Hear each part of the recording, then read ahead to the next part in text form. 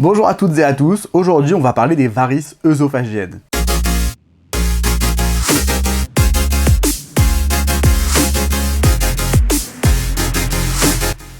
N'oublie pas l'abonnement et active la cloche.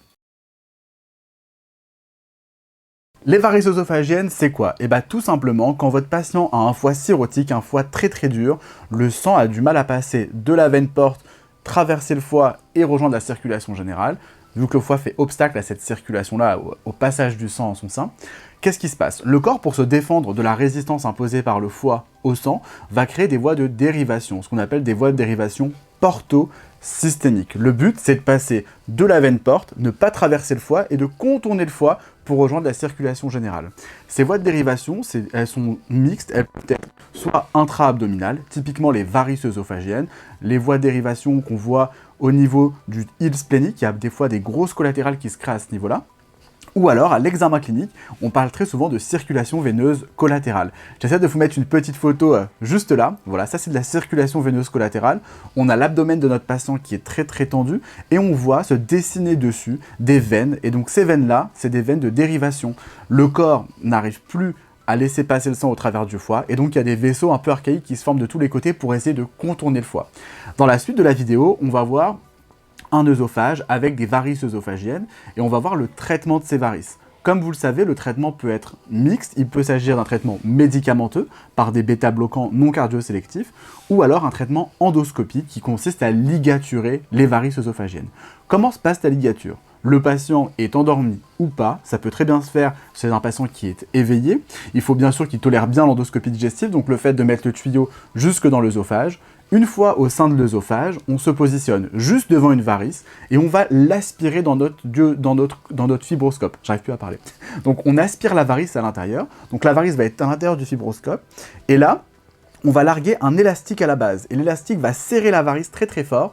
Et donc la varice va nécroser et va tomber. Et donc en fait, après l'élastique lui tombe et est digéré. C'est un élastique qui fait 3 mm, hein, donc c'est tout petit. C'est digéré et ça ressort dans les selles. Et le fait que la varice ait été ligaturée, donc qu'elle meurt et qu'elle tombe, la peau de l'œsophage, la muqueuse, va être un tout petit peu plus rigide, comme une sorte de cicatrice comme ce qu'on a sur la peau. Le fait que cette cicatrice soit un petit peu rigide, et ben ça évite la formation de nouvelles varices. Et c'est un effet aussi préventif sur l'arrivée de nouvelles varices. Donc deux possibilités de traitement, soit l'endoscopie digestive comme je vous mets la vidéo juste après, soit les médicaments. Les indications comme vous le savez dépendent de est-ce que vous avez déjà saigné, est-ce que vous avez jamais saigné, est-ce que vous avez des contre-indications aux médicaments et dans ces cas-là il faudra faire plutôt la fibroscopie. C'est pas le but de la vidéo de vous détailler vraiment votre cours, le but c'est vraiment de vous montrer ces images de ligature de varices juste après.